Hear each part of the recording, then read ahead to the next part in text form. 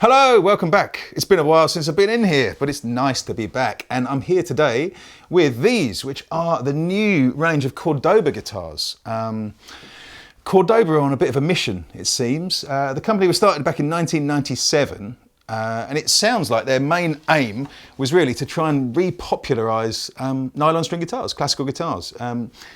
So this is how they're doing it, by bringing out a range of guitars for, you know, the beginner right up to the professional musician.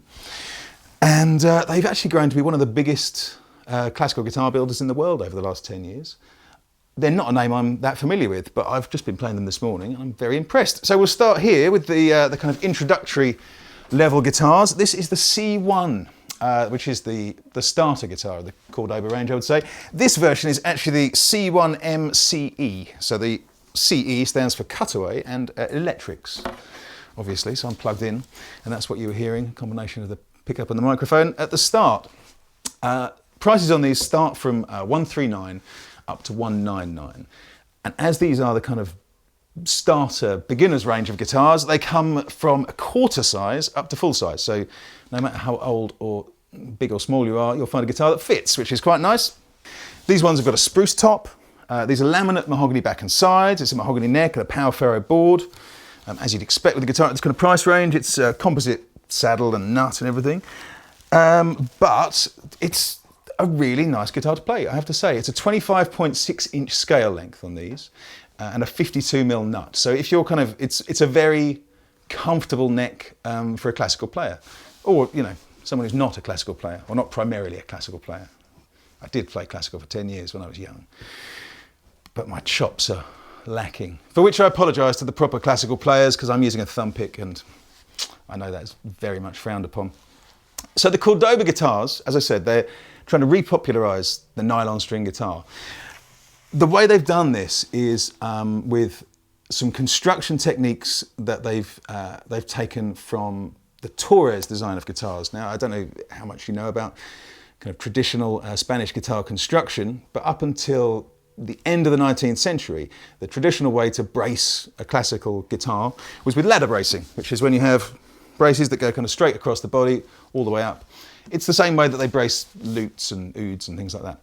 Very traditional way. But at the end of the 19th century, Torres, who was a classical guitarist and luthier, came up with the idea of fan bracing, which is when you do have a couple of braces going across. But other than that, I think there's 7 on the Cordoba design, 7 fans that come out across the bottom of the guitar. The reason that was kind of revolutionary in guitar design is because using that kind of bracing meant that you could make the bodies bigger and they'd still stay strong. You could make the tops thinner, which made them a lot more responsive. And also you could make the guitar bodies bigger. So you had kind of a bigger box to work with, so you had more tone. And that, you know, that style of guitar construction was really popularised then and has remained the basis of modern construction. It changed a bit in the 50s when people started using nylon strings instead of actual gut strings. But there we go. There's a potted history of classical guitar construction, full of holes, I'm sure, but you get the idea.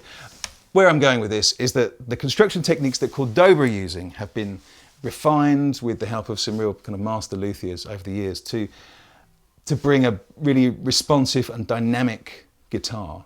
And they do a whole range of guitars, which we're going to be covering in another video, which are aimed squarely at the kind of steel string and electric players with radius necks and all that kind of thing, which I'm very much looking forward to doing. But yeah, so there we go. That's the Cordoba.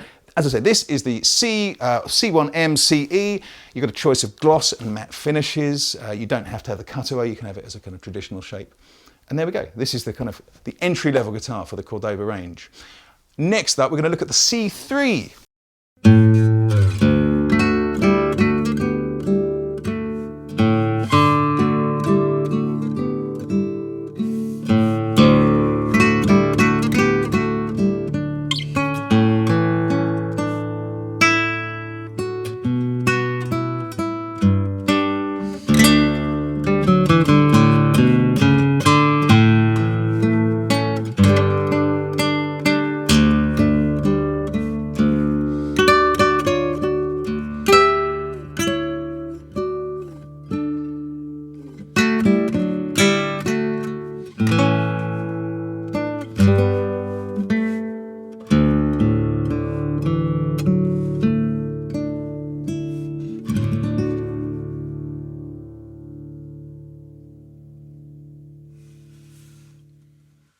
So here we have it. This is the Cordoba C3, which has got a western red cedar top instead of the spruce top that you see on the C1. But apart from that, it's essentially the same guitar.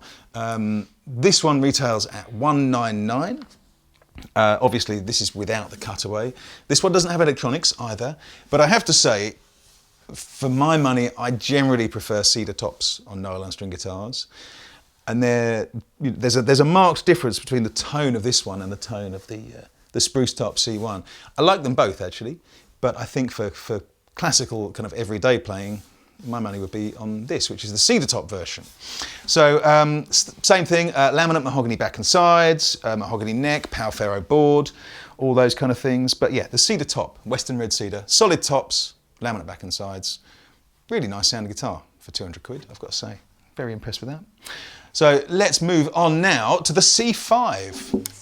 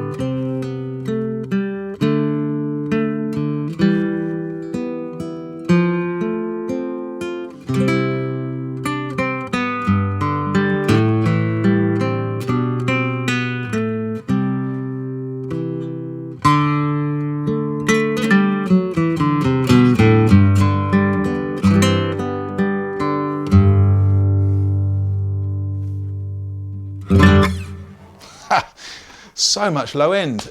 This is the C5.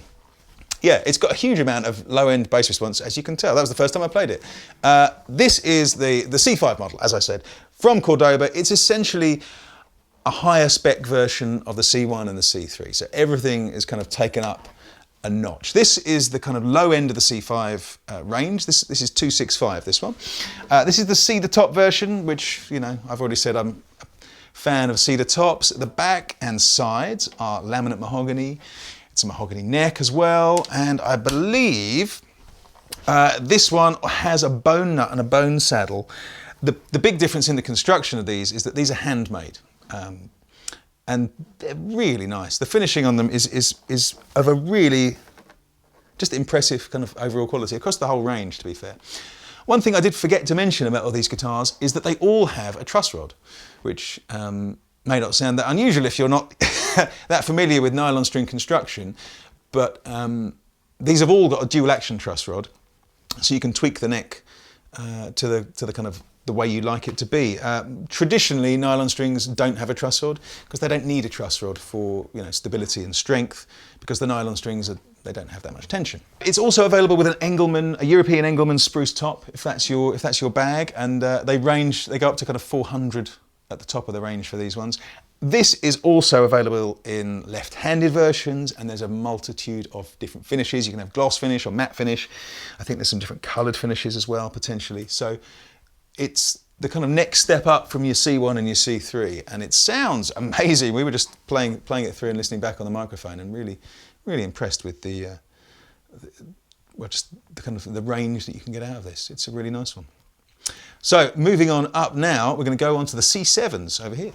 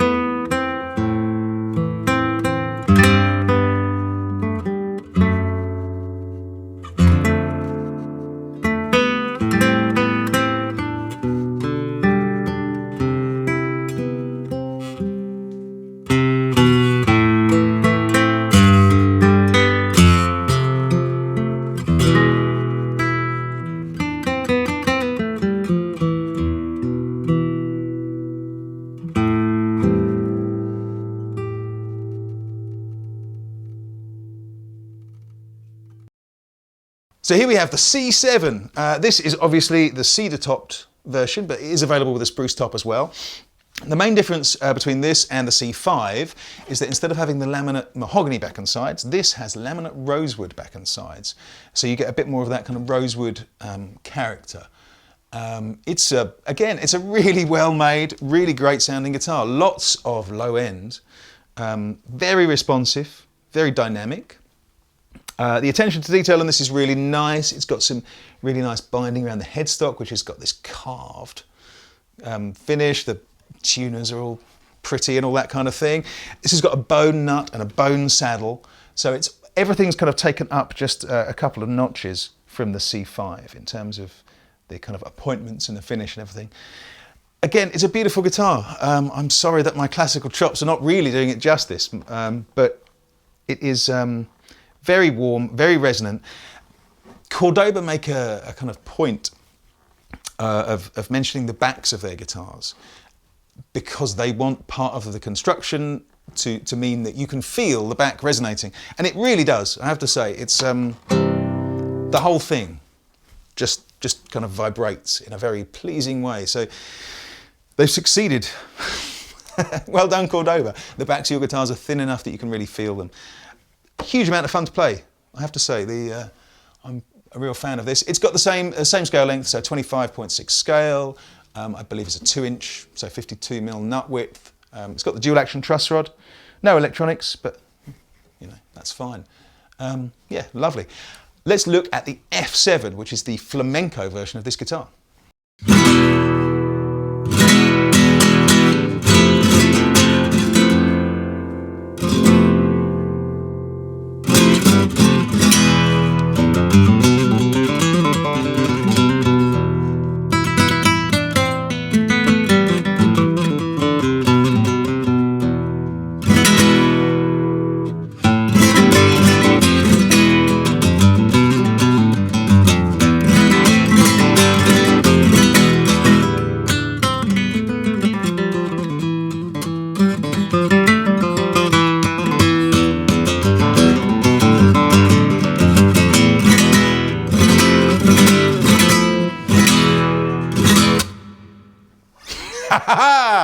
I apologise to any actual flamenco players out there for doing what I imagine is the flamenco equivalent of playing Stairway to Heaven badly in a guitar shop. But this is the F7. F stands for flamenco. It's a lot of fun. I like it a lot. This one is the spruce top. It has European cypress back and sides, which is really nice. I don't know if you can see the grain under the on camera there, but actually holding it up to the light, the grain on the back here is just gorgeous. I think it's a laminate back and sides, but even so, very pretty. As you can probably tell by that intro, I am by no means a flamenco guitarist, but this is one of the flamenco models that Cordoba do. This retails at $470, I believe. Its appointments are very much the same as the C7, except for a few construction differences which mark out the kind of all of the flamenco guitars in the Cordoba range. The body is it's a thinner body than the. Actually, if I hold this up, you can probably potentially see there. It's quite, a few millimeters slimmer there. So there's that. You won't be able to see this, I don't think, but on the top here, there is a tap plate, so it's a scratch plate basically, but it's on the top and the bottom, traditional for flamenco guitars, because there is so much, the top takes so much punishment if you see a proper flamenco player with all the kind of rasguedos and all the other techniques, which I can't do. Again, to make it more like a traditional flamenco guitar, it's got a very flat neck angle, so the neck is very flat to the body. Apart from that, this has the bone nut, the bone saddle, all those kind of appointments, the same as the C7. But yeah, it's really great. I only wish that I had more flamenco guitars in my kind of repertoire to compare it with, but it's very comfortable to play. It sounds lovely. It makes me wish I could play flamenco a lot better than I can. And so there we go. This is the F7 from Cordoba. I'm really impressed with the Cordoba range, I have to say. I'm looking forward. We're going to do some more videos on this, on the Fusion range, and also I think in the future when we get hold of some of their kind of higher end models. Well worth checking out if you're in the market for a new nylon string classical or flamenco guitar. Don't forget to click like and subscribe, and there's links for all of these guitars and many of the other Cordoba range in the description below. So in the meantime, check them out and see you again soon. All right.